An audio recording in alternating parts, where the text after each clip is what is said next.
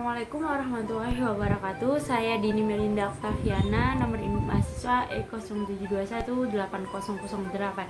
Di sini saya akan mempresentasikan tentang kajian kitab-kitab Pondok Pesantren Hikmatun Najiyah.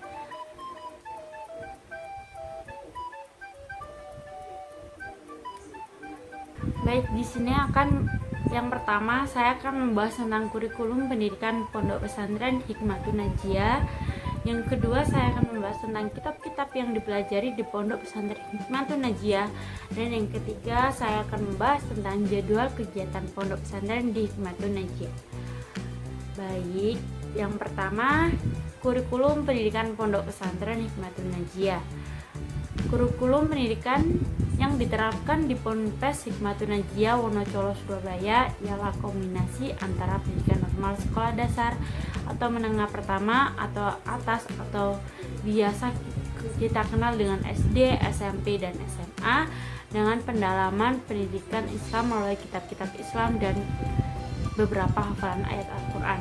Jadi di dalam Pondok Hikmatun Najiyah juga selain memperbolehkan santrinya untuk belajar umum SD, SMP, dan SMA, mereka atau santrinya juga memperdalam ilmu pendidikan Islam melalui kitab-kitab Islam dan beberapa hafalan ayat Al-Quran. Himmatul Aliyah, salah satu santri, mengungkapkan bahwa di Ponpes Hikmatun Najiyah fokus pada pembelajaran kitab-kitab Islam dengan jadwal, namun tidak meninggalkan kewajiban menuntut ilmu formal sesuai dengan umur dan tanggung jawabnya. Selama pandemi, sekolah diisi dengan daring, namun mulai Oktober ini sudah sekolah tatap muka. Jadi ada jadwal sekolah, maka boleh izin untuk melaksanakan kewajiban pendidikan. Seperti itu.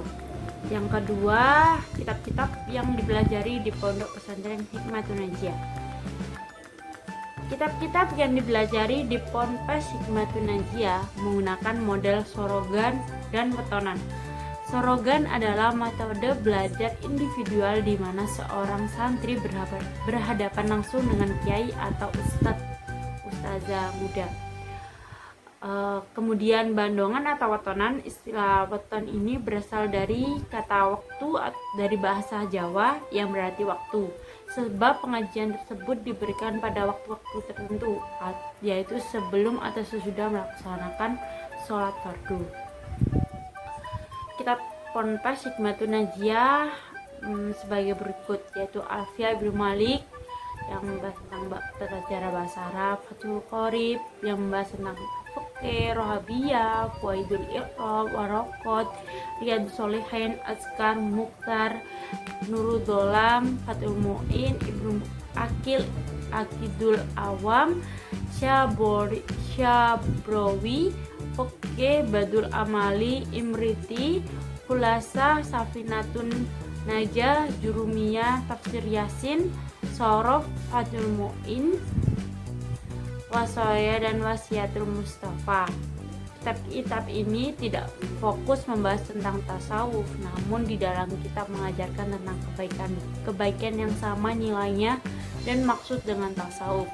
Kitab-kitab ini menyesuaikan dengan kebutuhan santri seusianya.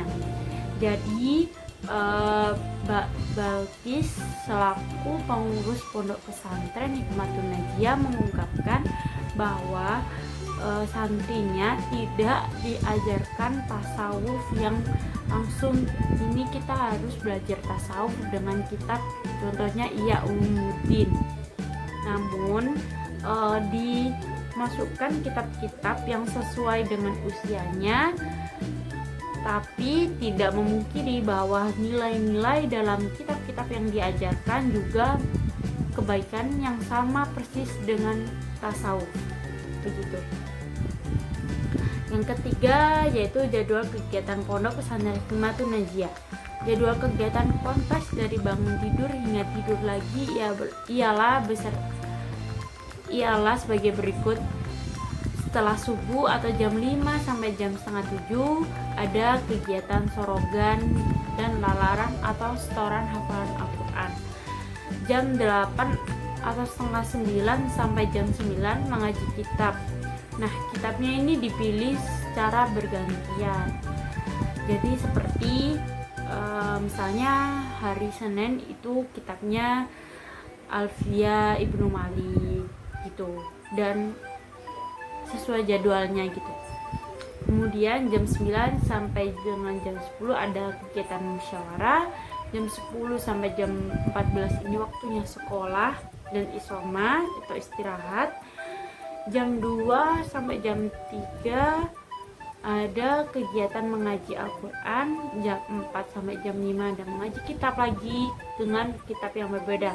Jadi misalnya hari Senin itu ada 2 kitab sesuai jadwal, begitu seterusnya. Jadi hari Selasa beda kitab lagi, terus hari Rabu juga nanti ada, setiap hari nanti bergantian kitabnya, seperti itu. Kemudian jam setengah 7 atau ba'da maghrib sampai jam 8 ada madrasah dunia.